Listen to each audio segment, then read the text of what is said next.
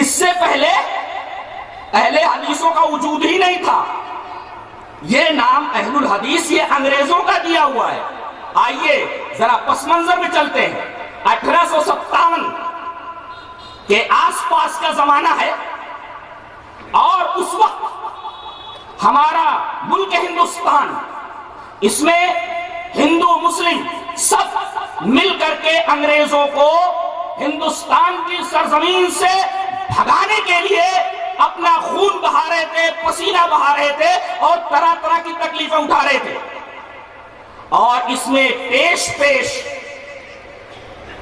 اہل حدیث علماء، اہل حدیث نوجوان تھے جو سرحدی علاقوں میں انگریزی فوجوں سے نبردآزما تھے اور انگریز ان سے بہت پریشان تھے. لوگوں نے ان کے کانوں تک یہ بات پہنچائی کہ جو لوگ درد سر بنے ہوئے ہیں آپ کے، جانتے ہیں یہ لوگ کون ہیں؟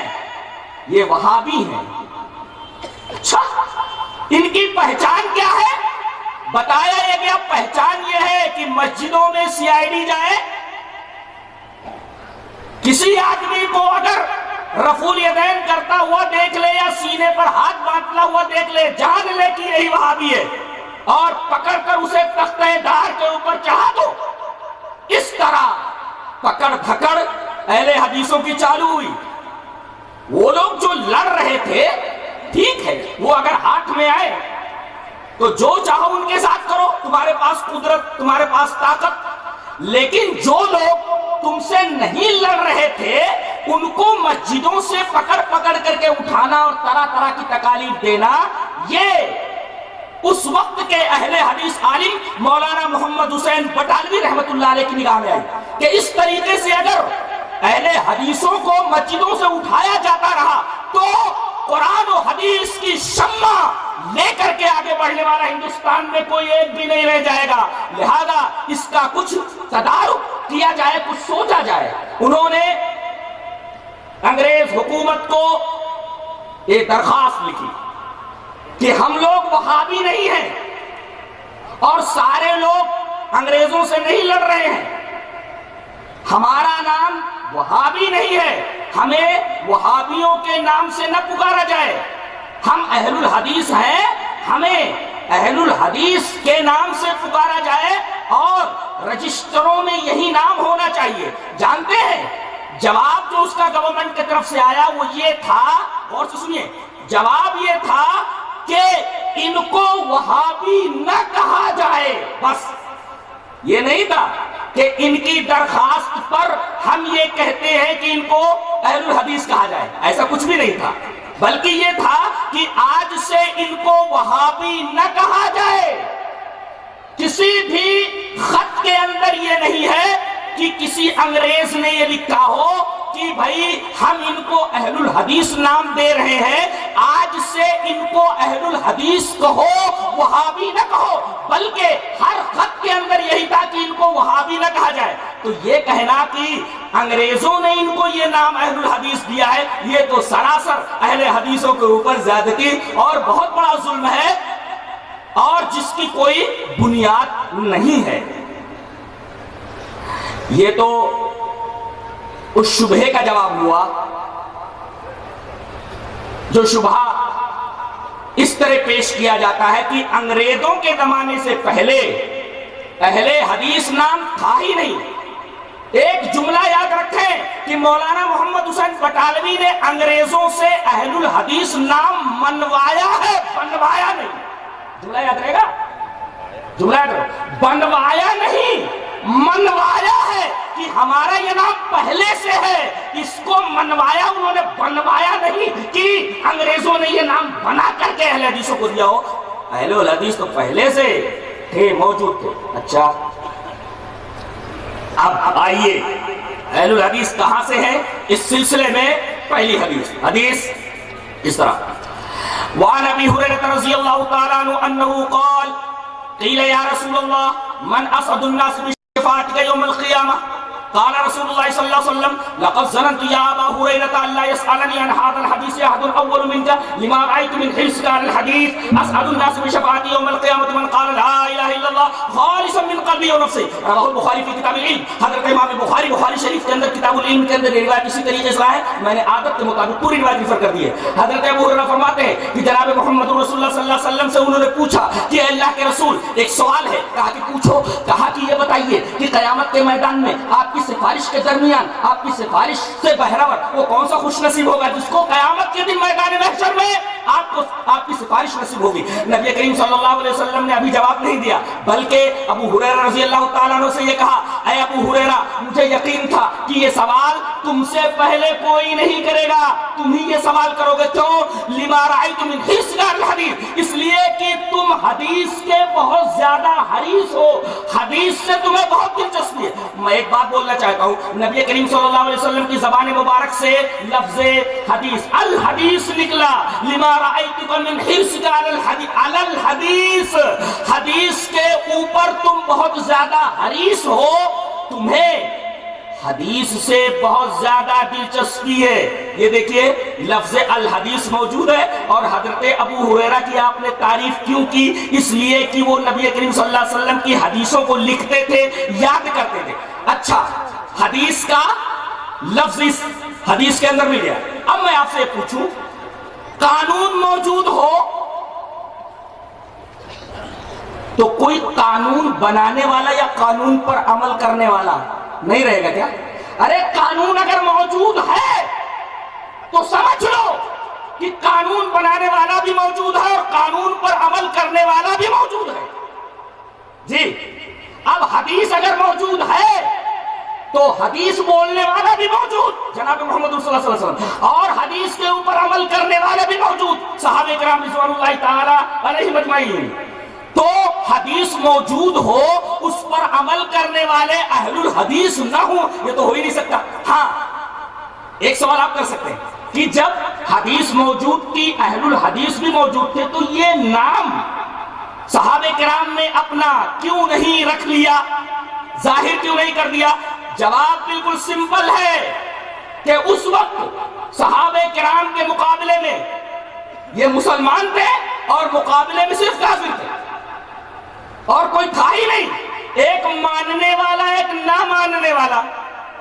لہذا اس وقت صحابہ کرام نے اپنے آپ کو صرف مسلم کہا، اس لیے کہ اپوزٹ میں صرف ایک ہی فرقہ تھا، ایک ہی گروہ تھا، وہ تھا انکار کرنے والوں۔ ماننے والوں کو مسلم کہا گیا، اور مقابلے میں جو گروہ تھا انکار کرنے والا قریش مکہ کا، ان کو کافر کہا گیا۔ اس وجہ سے انہوں نے اپنا نام مسلم ہی رکھا۔ لیکن جیسے بات آگے بڑھی اور لوگوں نے نص کے مقابلے میں، قرآن و حدیث کے مقابلے میں رائے کے اوپر عمل کرنا شروع کر دیا، یہ فلاں شخصیت کی رائے ہے، یہ فلاں امام کی رائے ہے، یہ فلاں مفکر کی فکر ہے، یہ فلاں قانون دا کا قانون ہے، جب لوگوں نے وحی الہی کے مقابلے میں رائے ظاہر کرنی شروع کی، تو اب ان مسلمانوں نے جنہوں نے اپنا نام صرف مسلم رکھ رکھا تھا، صاف کہہ دیا کہ ہم اصحاب الحدیث ہے، تم اصحاب الرائے ہو۔ کیا ایسا ہوا تھا؟ جی ہاں، رائے کا لفظ ہے کیا حدیث میں؟ رائے کا لفظ ہے حدیث میں کہ کچھ لوگ رائے کے اوپر عمل کرنے لگے تھے۔ جی ہاں، دلیل یہ حدیث پاک۔ وعن علی رضی اللہ تعالیٰ عنہ قال،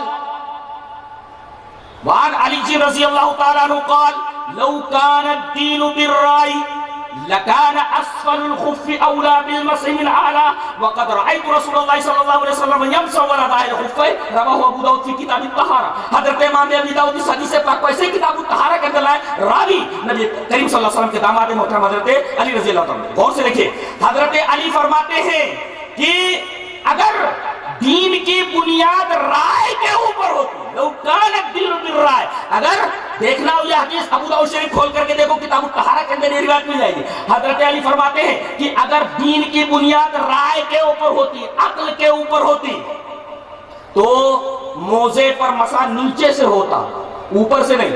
اگر کسی نے وضو بنا کر کے موزہ پہن لیا، تو اگر گاؤں میں ہے تو ایک دن ایک رات موزے کے اوپر مسح کرے اوپر سے، اور اگر مسافر ہے تو 3 دن 3 رات۔ لیکن شرط یہ ہے کہ وضو کر کے اس نے موزہ پہنا۔ جی، تو اگر مقیم ہے تو 1 دن 1 رات، اور اگر مسافر ہے تو 3 دن 3 رات وہ موزے کے اوپر مسح کرے گا۔ سوال یہ ہے کہ عقل تو یہ کہتی ہے، رائے تو یہ کہتی ہے کہ گندگی یہاں لگی ہے نیچے، تو یہاں مسح ہونا چاہیے. لیکن حضرت علی فرماتے کہ نبی کریم صلی اللہ علیہ وسلم کو میں نے دیکھا کہ آپ موزے پر اوپر سے مسح کر رہے ہیں, گندگی کہیں لگ رہی ہے اور مسح کہیں کروایا جا رہا ہے. پتہ یہ چلا کہ کچھ لوگ وحی الہی میں نص کی موجودگی میں اپنی رائے داخل کرنے لگے تھے. اس طرح جب وحی الہی کہ ماننے والے ہی صرف موجود تھے تو مقابلے میں صرف کافرین تھے, لہذا اہل الحدیث نام شو کرنے کی ضرورت نہیں پڑی. لیکن آگے چل کر کے جب لوگوں نے حدیثوں کے مقابلے میں رائے پیش کرنی شروع کی تو اب ضروری ہو گیا کہ مسلمان اپنے آپ کو اصحاب الحدیث کہیں کہ دیکھو ہم حدیث کے ماننے والے ہیں اور تم رائے کے ماننے والے ہو, ہم اصحاب الحدیث ہیں تم اصحاب الرائے ہو. ضروری ہو گیا.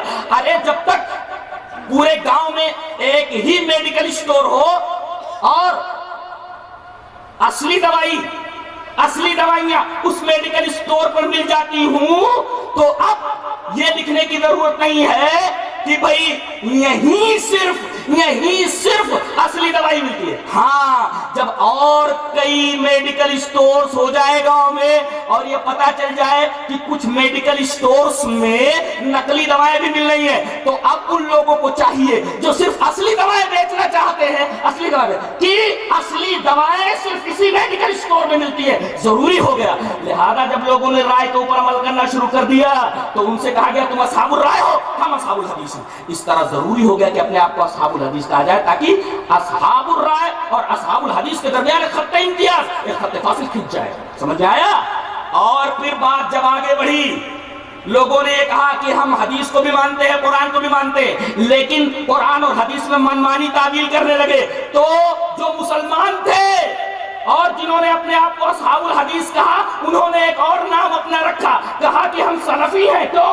اس لیے کہ تم قرآن اور حدیث میں منمانی تعویل کرتے ہو. ہم منمانی تعویل نہیں کرتے, ہم قرآن اور حدیث کا وہی معنی سمجھتے ہیں جو صحابہ کرام نے سمجھا, ہمارے سلف نے سمجھا ہے. تو اب ضروری ہو گیا کہ مسلم کے ساتھ اصحاب الحدیث کہیں اور اصحاب الحدیث کے ساتھ اپنے آپ کو سلفی کہیں, اس لیے کہ یہ بتاتا ہے لفظ سلف کہ ہم وحی الہی کو قرآن اور حدیث کو اس طرح سمجھتے ہیں جس طرح صحابہ کرام رضوان اللہ تعالی علیہم اجمعین نے سمجھا ہے. یہ مطلب ہے اس کا. ورنہ اگر یہ سارے کے سارے فرقے مٹ جائے, ہمارے مقابلے میں صرف ایک ہی فرقہ رہ جائے, اپنے آپ کو صرف مسلمان کہیں, ثابت ہوا جی. اس وجہ سے صحابہ کرام نے اپنا نام صرف مسلم رکھا تھا, مقابلے میں صرف ایک ہی کرو تھا.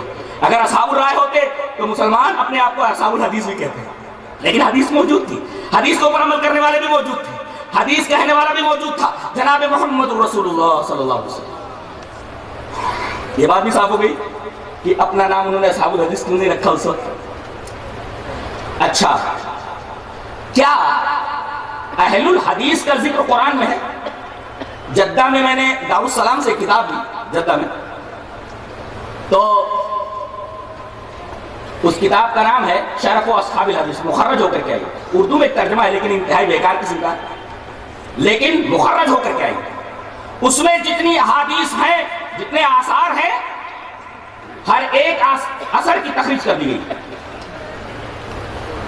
آئیے ذرا ایک حدیث دیکھتے ہیں, ایک اثر دیکھتے ہیں. حضرت یزید ابن ہارون کہتے ہیں, غور سے سنیے, حضرت یزید ابن ہارون کہتے ہیں, کیا کہتے ہیں؟ قلت لحماد ابن زید یا ابا اسماعیل هل ذکر اللہ اصحاب الحدیث فی القرآن؟ قال بلا. الم تسمع الى قوله لیتفقهوا فی الدین وَلِيُنذِرُوا قَوْمَهُمْ إِذَا رَجَعُوا إِلَيْهِمْ رواه الخطیب فی کتابه شرف اصحاب الحدیث وَهَذَا السَّنَدُ صحیح. سند بالکل صحیح ہے. حضرت یزید بن ہارون کہتے ہیں کہ میں نے حماد بن زید سے پوچھا کہ کیا اللہ تعالیٰ نے اہل حدیثوں کا ذکر قرآن میں کیا ہے؟ اللہ اہل حدیثوں کا ذکر قرآن میں کیا ہے؟ تو حماد بن زید نے کہا بلا کیوں نہیں, ارے اللہ تعالیٰ نے قرآن میں اہل حدیثوں کا ذکر کیا ہے. کہا کس آیت کے اندر؟ کہا کہ سورہ توبہ کی اس آیت کے اندر جو 11ویں پارے میں ہے. اللہ نے فرمایا لیتفقہوا فی الدین ولینذروا قومہم